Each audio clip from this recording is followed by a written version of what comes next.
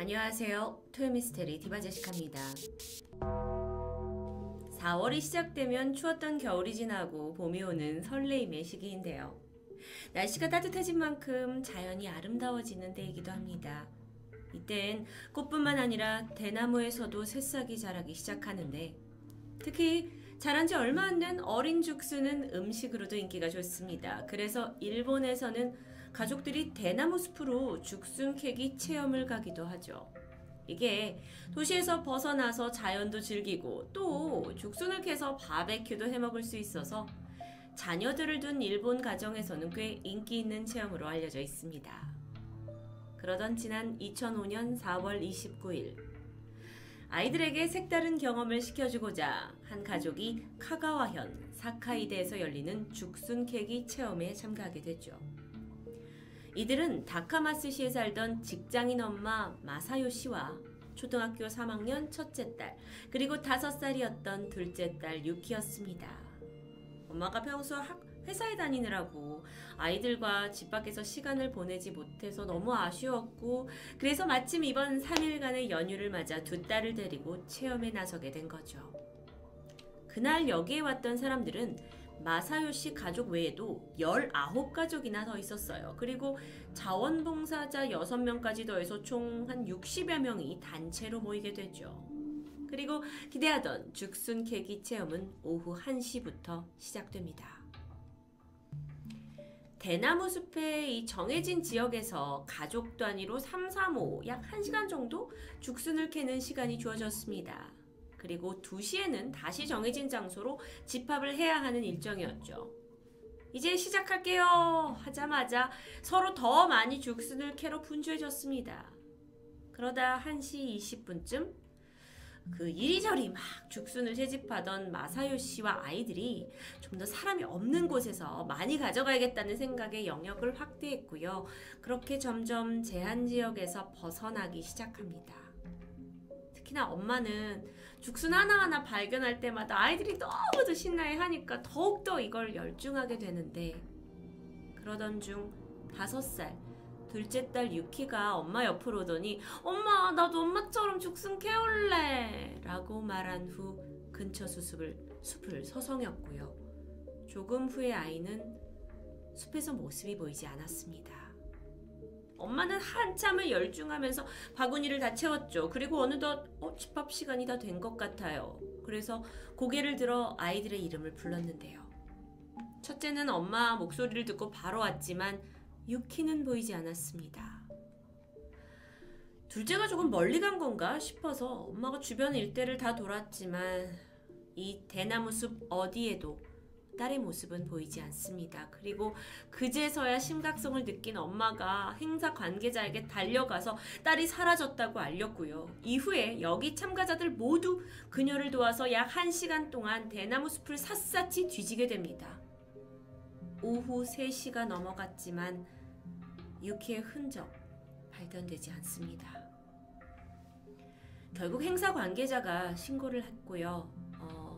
경찰이 곧이어 오게 되는데, 유키는 당시에 핑크색 모자를 쓰고 붉은색과 오렌지색이 섞인 줄무늬 셔츠에 긴 남색 바지, 그리고 토끼가 그려진 핑크 신발을 신고 있었습니다. 이 초록 숲에서 분명 눈에 띄는 옷차림이에요. 그래서 수색 인원만 더 이제 보강이 된다면 단시간에 분명 찾을 수 있으리라 기대했습니다. 경찰이 도착한 건 3시 45분쯤. 그리고 5시쯤에는 소방관과 경찰견까지 투입이 돼서 총 100여 명의 사람들이 대대적인 수색을 시작했어요. 엄마는 분명 딸이 멀리 가지 못했을 거라면서 반드시 찾을 거라는 희망을 품고 있었죠. 하지만 어느덧 해가 뉘엿뉘엿 졌고 숲은 깜깜해졌고 오후 9시가 넘어갈 때까지 유키의 흔적조차 없었습니다. 그래도 수색은 계속되었어요. 사카이대 경찰과 지역 소방단이 중심이 돼서 약 200여 명의 인원이 모였고요. 나중엔 봉사자들까지 3천여 명이 동원돼서 아이가 갈 만한 곳 혹은 아이가 빠져나오지 못할 숲의 깊은 곳까지 수색은 계속됩니다. 한쪽에서는 혹여 유키가 물에 빠진 게 아닐까 싶었고 근처 저수지를 조사하기 시작했는데요. 이 저수지의 바닥이 보일 만큼 고여있던 물을 몽땅 빼냈지만 유키, 아니 시신 또한 발견되지 않았습니다. 아니 그렇다면 정말 아이는 아무런 흔적도 없이 사라진 걸까요? 갑자기요? 아니었어요. 다행히 아이를 봤다는 2명의 목격자가 있었습니다. 첫 목격자는 여중생인데 이 대나무 숲의 산책로를 걷다가 유키와 마주쳤습니다. 두 사람은 간단히 인사까지 나눴어요. 그런데 그게 끝이었죠. 이후에 2시가 다 된 시점에서 죽순 체험에 참여했던 한 성인 남성이 집합 장소로 좀 가고 있던 중 6km 보이는 한 아이를 봤습니다. 근데 이때 왜 기억이 남냐면 아이가 이 산책로를 왼쪽으로 갔다 오른쪽으로 갔다 막 이리저리 왔다 갔다 하는 모습을 봤죠. 아이가 저러고 있네? 목격자는 대수롭지 않게 생각하고 그냥 아이를 지나쳐 버립니다. 실종 당일인 4월 29일은요. 일본에서 3일간의 연휴가 시작되는 첫날이었다고요. 그렇기 때문에 유키가 사라졌던 그 대나무숲 근처에 캠핑장이 있었는데 캠핑장에 상당한 사람들이 모여 있었습니다. 그래서 경찰은 그때 왔던 사람들을 수소문해서 혹시 5살 된 여자아이를 본 적이 있냐고 탐문했지만 별다른 답을 얻지 못했죠. 그렇게 사건이 미궁으로 빠지나 싶은 찰나 이상한 일이 발생했습니다.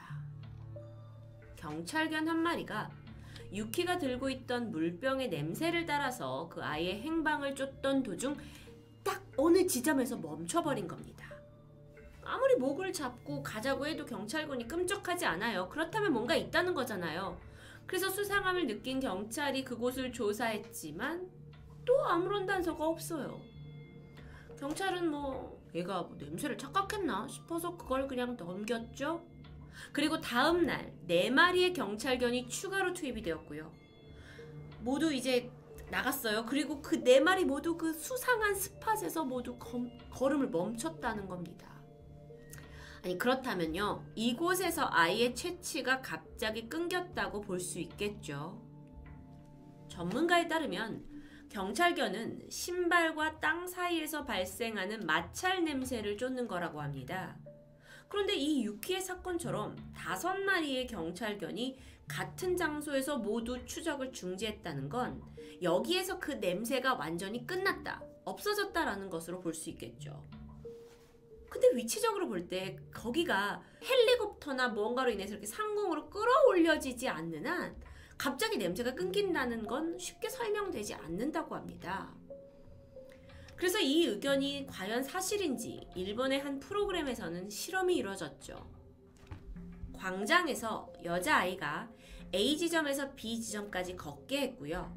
아이가 여기까지 왔을 때 기다리던 남성이 아이를 안아서 다시 C 지점까지 이동해보는 실험이었습니다. 그리고 나서 경찰견에게 아이의 냄새를 쫓게 해봤더니 A 지점에서 B 지점까지 정확하게 추적해요. 그리고 남성이 아이를 안아올린 이 B 지점 이후부터도 경찰견이 정확하게 추적해냅니다. 즉 경찰견은요, 이 B 지점 이후부터 그러니까 추적의 대상, 이 여아를 안고 있던 남성이 땅에 남긴 마찰 냄새를 전환해가지고까지 찾을 수 있다는 거죠. 그런데 생각해보세요. 이 유키가 실종된 대나무 숲은 쉽게 차가 들어갈 수 없는 산간지역이었습니다. 그래서 숲 가운데서 갑자기 냄새가 끊겼다? 정말 헬리콥터 인수 이렇게 들어올리지 않아? 이건 불가능한 거예요. 그러다 보니까 일부 사람들이 그러면 여기가 숲이었으니까 독수리 같은 대령 조류에 의해서 이렇게 끌어올려진 것은 아닌가라는 가설이 나오게 됩니다. 가능할까요? 실제로 독수리는 염소 크기 정도의 동물을 잡아서 날 수 있다는 것이 이론입니다. 5살 유키, 105cm였고 15.5kg밖에 나가지 않는 아담한 아이였어요. 그래서 이게 완전히 배제할 수만은 없는 가설이죠. 그런데 실종 당일 그렇게 큰 대형 조류가 사람을 끌고 가는 걸 목격한 사람은 없었습니다. 대형 조류조차 본 사람도 없었고요. 추가 조사를 통해서 조류 전문가들에 의하면 유키 정도의 아이를 옮길 수 있는 그런 대형 맹금류는 둥지를 트는 곳이 한정되어 있다고 하는데요. 숲 근처 어디에도 그런 대형 독수리의 둥지를 볼 수는 없었다라는 점에서 이 가설은 힘을 잃게 됩니다. 긴 연휴로 사람이 몰려있던 자연 체험지에서 엄마가 잠깐 한눈을 판 사이 감쪽같이 사라진 5살 유키. 혹여 누가 납치를 한 거라면 분명 아이에게 집 번호를 물어서 부모에게 대가를 요구했겠지만 이후 아무런 연락이 없었습니다. 그렇다면 납치가 아닌가? 혹시 수많은 인파들 중에 한 명이 아이를 딱 보고 저 아이를 데려가서 키우고 싶다라는 마음이 들어서 유키를 데려간 걸까요? 그렇게 갑자기요? 혹은 아이가 숲 어딘가에서 사고를 당해서 목숨을 잃은 건 아닐까요? 그럼 시신이라도 발견돼야 하는 게 당연하죠. 근데 대대적인 수색에도 그런 건 없었습니다. 이것도 저것도 아니라면 일본에서 실종 사건이 있을 때마다 제가 토요 미스테리에서 참 많은 걸 소개했는데 그때마다 북한의 납치설이 제기되었죠. 근데 그러기에는 좀 아이가 너무 어렸던 게 아닐까요? 5살이었잖아요. 게다가 관광객이 줄을 이루는 죽순 체험장 근처에서 북한에서 아이를 납치했다는 것이 과연 합리적인 의심일까요? 일본에서는 이 사건이 수색기간 내내 상당한 주목을 받았다고 합니다. 그리고 추후 유명 프로그램에서 몇 번이나 이 사건을 다뤘고 심지어 투시 능력을 가졌다는 사람에게까지 아이의 행방을 묻게 됐지만 안타깝게도 그 무엇도 진전되는 것은 없었습니다.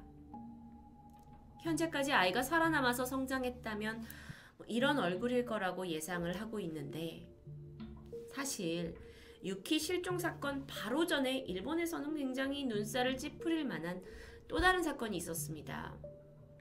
어린아이가 납치된 척하면서 이걸 조작해서 동정심을 유발하고 사람들에게 모금을 유도했던 일이죠.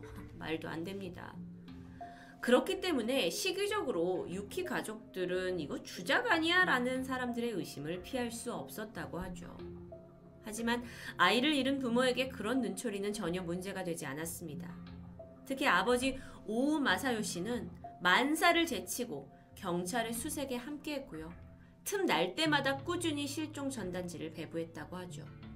또한 각종 방송에 출연하면서 만에 하나 딸을 본 사람이 있는지 제발 연락을 달라고 호소했고요.